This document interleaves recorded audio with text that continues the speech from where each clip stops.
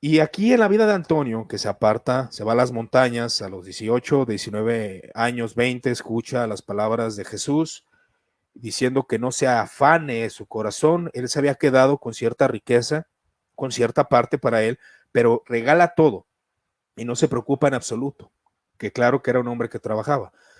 Pero en la vida de Antonio, según nos explica Atanasio, ocurre uno de los sucesos o uno de los sucesos más rechazables por la iglesia moderna y me atrevo a decir por el sector cesacionista. Empieza a tener la lucha el señor Antonio contra los demonios, según nos empieza a contar esta historia, ¿no? Se le aparece a Antonio un niño de color negro, era un demonio. ¿Quién eres tú?, le pregunta él, para hablarme así. Al momento dijo estas miserables palabras: yo soy amigo de la fornicación, yo empleo trampas e insinuaciones contra los jóvenes y soy llamado espíritu de la fornicación. A cuantos que querían ser sobrios he seducido, a cuantos querían dedicarse a la vida de esta manera he quitado que lo hagan para que se entreguen a la pecaminosidad y a la maldad. Y Antonio contesta: eres muy despreciable, eres negro en la mente y débil como un niño. En adelante no me ocuparé de ti, el Señor es mi defensor y yo despreciaré a mis enemigos. Al oír estas cosas, el negro huyó rápidamente, amedrentado por estas palabras, y terminó incluso de acercarse a este hombre. Dejó de hacerlo, ya no se acercó. Aquí es donde Antonio comienza a enfrentarse con los demonios. Este fue el primer combate contra el diablo, según nos cuenta Atanasio de Antonio. Al presentarse como una mujer, intenta seducirlo, se presenta como un niño e intenta asustarlo.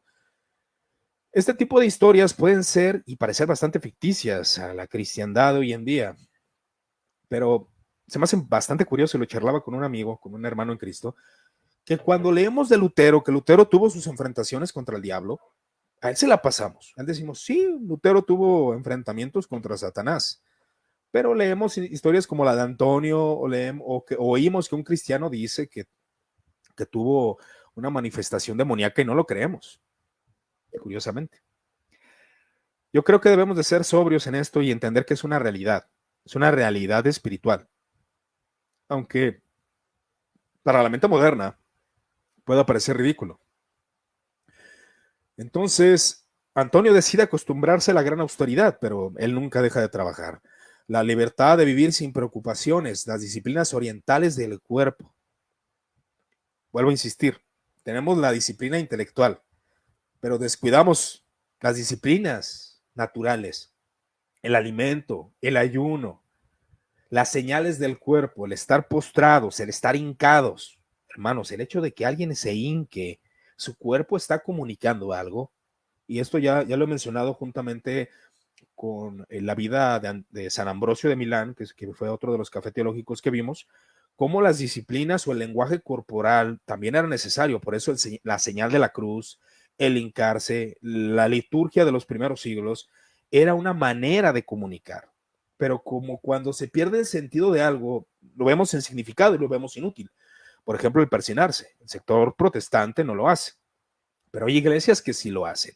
Hay iglesias que siguen guardando el miércoles de ceniza, iglesias luteranas, anglicanas, católicas, ortodoxas, siguen guardando las señales, los signos históricos, que de alguna manera cuando ves la riqueza de estas tradiciones, ves pues se perdió el sentido y muchos lo rechazaron por eso, porque no entendemos para qué y por qué son ciertas cosas.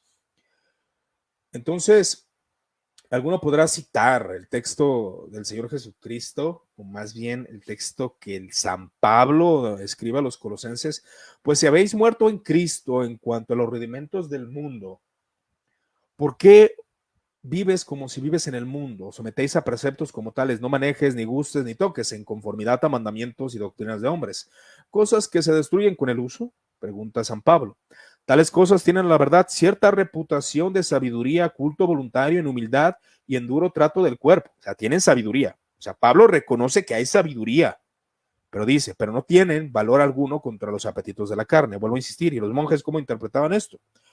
Posiblemente este texto lo entendían como un punto de no colocarlo como imposición a la vida de los creyentes. Los monjes jamás imponían la vida ascética a los demás cristianos. Ellos veían que era otra vía de alcanzar la virtud. Había monjes que se iban por ese camino, pero había cristianos que se iban por otro, por la cuestión filosófica, la cuestión teológica. Entonces, las dos eran disciplinas aceptables dentro de la iglesia cristiana. Dice Antonio, el que desea ser asceta debe aprender de la conducta del gran Elías, otro personaje bíblico que lo toma en cuenta para respaldar la vida ascética.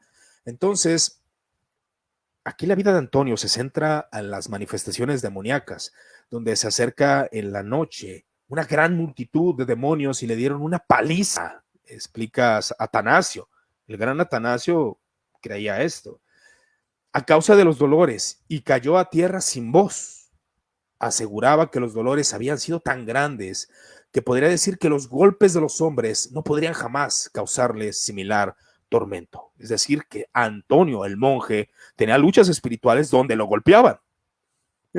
Yo sé que esto es bastante difícil de aceptar. Ahora, yo tengo una postura más inclinada al cesacionismo, pero si vemos los textos patrísticos, se cae la teoría de uno de los famosos expositores que trata de ver cesacionismo en todo.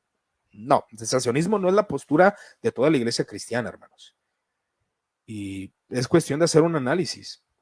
San Agustín también creía muchas cosas que estoy seguro que nosotros rechazaríamos, pero es interesante que usted lo conozca. Cabe mencionar que todo lo que estoy diciendo es para análisis. Aquellos que ya han seguido esta página, que saben qué es lo que hacemos en Muertos al Pecado, es informar nada más. No estamos haciendo proselitismo doctrinal, no estamos buscando imponer alguna postura eclesiástica. Usted tiene su iglesia, usted tiene sus pastores, usted tiene sus ministros, pero esto es cultura cristiana. Usted debe estar informado, saber qué cree cierta postura, qué creían en la iglesia primitiva, por qué el monacato, entre otros detalles. Eso es importante. Ahora, los demonios empiezan a manifestar en la vida de Antonio. Ved que no hemos podido hacer cesar a este hombre, dicen los demonios, ni con espíritu de la fornicación, ni con golpes. Al contrario, se ha acrecentado su audacia contra nosotros. Acerquémonos a él de otra forma. Al diablo le es fácil transformarse para hacer el mal, cambiar de figura, cambiar de forma. Parecía que los demonios, como si rompieran las cuatro paredes del pequeño habitáculo, entraban a través de ellas, transfigurados en imágenes de animales salvajes y serpientes, y al momento el lugar donde Antonio se encontraba, lleno de imágenes de leones, de osos, de leopardos, de toros, de serpientes, de víboras, de escorpiones y lobos. Cada uno de estos animales se movía conforme a su propia naturaleza, las manifestaciones demoníacas. Entonces, Antonio se establece una fortaleza abandonada. Después, en otra ocasión, y no era una visión, Antonio seguía su camino, su momento de soledad, de búsqueda, de estudio de las escrituras, de meditación escritural, porque él aprendía las escrituras, él iba a los servicios cristianos los domingos, aprendía las escrituras y tenía una mente bastante privilegiada, las meditaba, no tenía necesidad de libros, Antonio, según nos cuentan las crónicas, no había necesidad de ningún libro para Antonio. Antonio leía, estudiaba, escuchaba y se aprendía los textos bíblicos y meditaba en ellos. Entonces Satanás le pone una trampa a Antonio y en una ocasión, no era una visión, encuentra un verdadero camino de oro mientras caminaba, o el enemigo le había mostrado, o cualquier potencia superior quería ejercitar al atleta y mostrar al diablo que a Antonio no le interesaba verdaderamente las riquezas. Antonio no tenía un deseo desmedido de riquezas, que ahora el deseo desmedido de riquezas, ya hablándolo de manera vivencial, de experiencia, nos frustra, hermanos. ¿Cuántos de ustedes o cuántos cristianos no se frustran por no alcanzar la riqueza, el poder? Algunos ya nacen en familias que pues ya tienen el recurso económico, pero algunos están luchando para alcanzar eso y se frustran. Antonio dio todas sus riquezas, naciendo en una familia privilegiada, para dedicarse a la vida monástica, para dedicarse a la vida de la ascesis. Entonces continúan las tentaciones en la vida de Antonio y nuevos demonios llegan y combaten. Los conocidos que acudían a él, la gente, permanecían fuera durante muchos días y noches, pues Antonio no les permitía entrar. Oían dentro a una multitud que alborotada hacía ruido.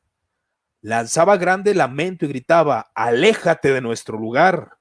¿Qué tienes que hacer tú en el desierto? Porque ahí es donde se encontraba Antonio. Grandes lamentos se escuchaban. No puedes soportar nuestros ataques, gritaban los demonios. Los que estaban fuera primero pensaron que eran hombres que litigaban con él y que habían entrado allí con una escala.